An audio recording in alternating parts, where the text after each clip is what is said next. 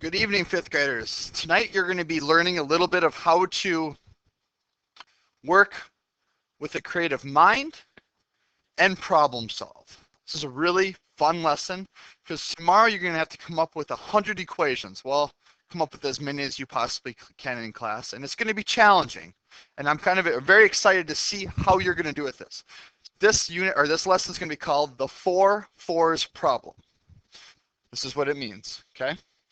We have equations 1 through 100. So using just 4 fours, you're going to have to try and get to all 100 equations. I'm going to give you some examples tonight. These are some of the rules, okay? Or hints, I should say. You must use 4 fours in every expression. So, for example, if I wanted to do 4 plus 4 plus 4 plus 4, that's going to equal 16. That means 16, the number 16 is done. You have 99 more to do. Some of you are probably like, what is going on, Mr. Green? No, this is fun. This will be fun, okay? You can use 2 fours to create 44. So if I wanted to do this, 44 minus 4 minus 4. What would that be? 44 minus 4 would be 40. Minus another 4 would be 36. So 36 is done. So now you have 16 and 36 done. You have 98 left to do.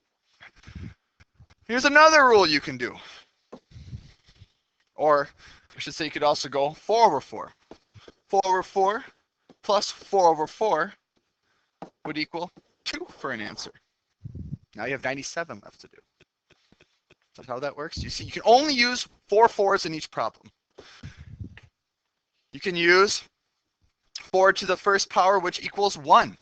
So if you did 4 to the first power plus 4 plus 4 over 4, think what that would equal.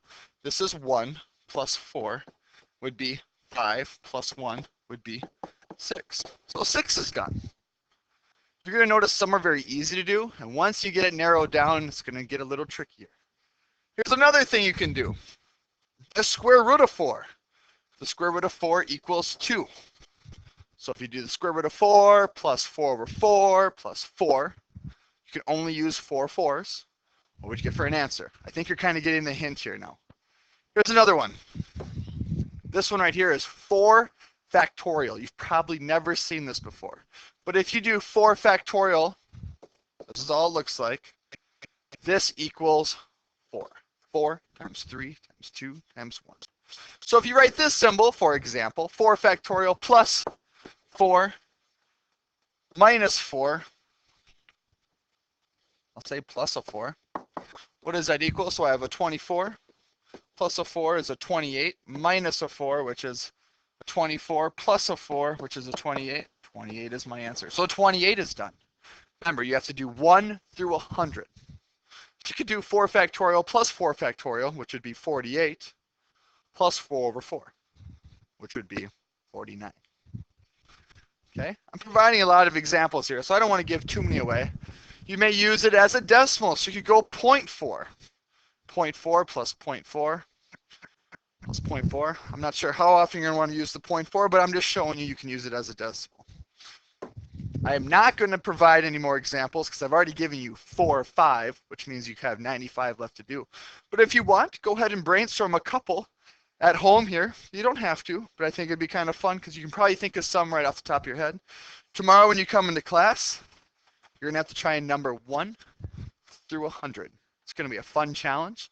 You're going to have to work creatively because you're going to have to figure out, because once you get it narrowed down, problems are going to get more challenging, which will make it kind of fun. So, nice short video tonight. Hopefully you will understand the rules behind it. You can only use 4s in your equation. You can add, subtract, multiply, divide, square root, factorial. You can put it as a fraction or as a decimal. All right, good luck, kids. I look forward to challenging you in class tomorrow.